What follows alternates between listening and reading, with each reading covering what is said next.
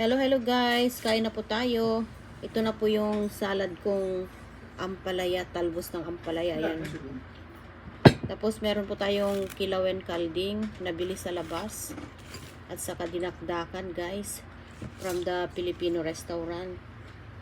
At saka meron po tayong dito, adobo, pig head adobo. Ayan. Ito na po siya, ayan guys.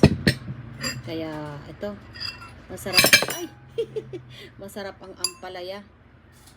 Kaya, ito na po yung ampalaya.